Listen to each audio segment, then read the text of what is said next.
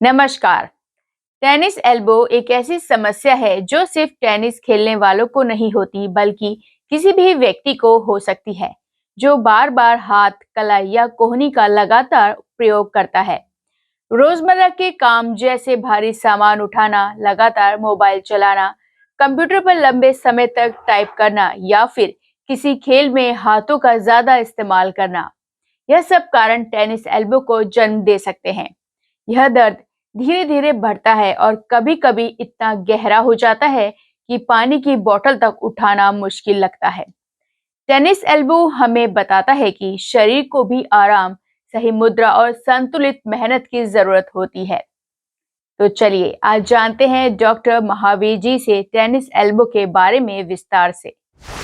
Tennis elbow की समस्या से क्या-क्या परेशानी हो सकती है?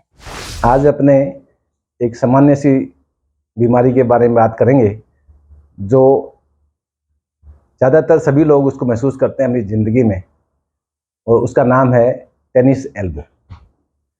टेनिस एल्बो को मेडिकल टर्मिनोलॉजी में लेटरल एपिकोंडाइलिटिस बोलते हैं। अब इसके सिम्टम में देखें तो सभी लोगों को कलाई कोहनी के बाहरी भाग में इस जगह दर्द महसूस होता है, और ये दर्द सामान्यतः पहले यहीं बाहरी भाग शुरू होता है, धीरे धीरे आगे बढ़ता बढ़ता पूरे हाथ में भी आ जाता है। अब इससे क्या क्या तकलीफ हो सकती है? अपने रूटीन के जो काम करते हैं उसमें कोई चीज़ उठाने में, काम करने में, लिखने में, पढ़ने में, और इवन एक पेन उठाने में भी अपने को दर्द महसूस होता है। अब ये क्यों होता है?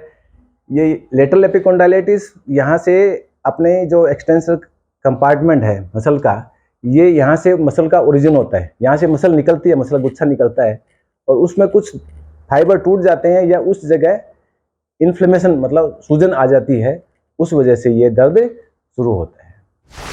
टेनिस एल्बो में दर्द शुरू होने के क्या-क्या कारण होते हैं? जो लोग ज़्यादा काम करते हैं, पढ़ाई लिखाई का काम ज़्यादा करते हैं, जो हाथ का वर्क ज़्यादा करते हैं, जो प्रोफेशनल लोग हैं जो लगातार काम करते हैं, उन लोगों में ये स्ट्रेस एंड स्ट्रेन से ज़्यादा होता है। पर कई बार ये अपने आप भी हो जाता है, इसलिए ये कहना कि बहुत ज़्यादा काम करने वालों को होता है, ये भी पूर्णतः सत्य नहीं है। अब इसका अपने को जानकारी कैसे मिलेगी? तो जो भी पेशेंट अपने पास आएगा, जो भी कोई शिकायत करेगा, वो आपको ये बताएगा मेरे काम करने में दिक्कत आ रही है, और उसको जैसे ही अपने कोहनी पर दबाएंगे उसको बहुत ज़्यादा सीवियर पेन होएगा। तो वो इसका डायग्नोसिस का तरीका है, तो आम आदमी भी इस चीज़ को समझ लेगा। इसमें इलाज क्या है? इलाज करने में अपने को सबसे पहले अपने पेशेंट को बताते हैं कि आप थोड़ा सा अपने काम का तरीका बदलें और उस हाथ को थोड़ा रेस्ट दें।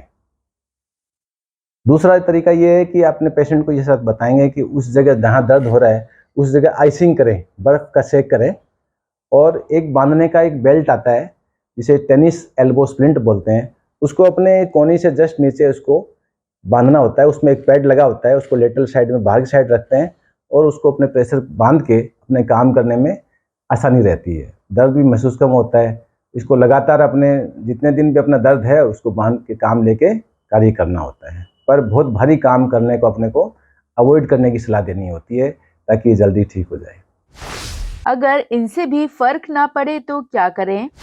तो अपने को फिजियोथेरेपी एक्सरसाइज के लिए बताते हैं।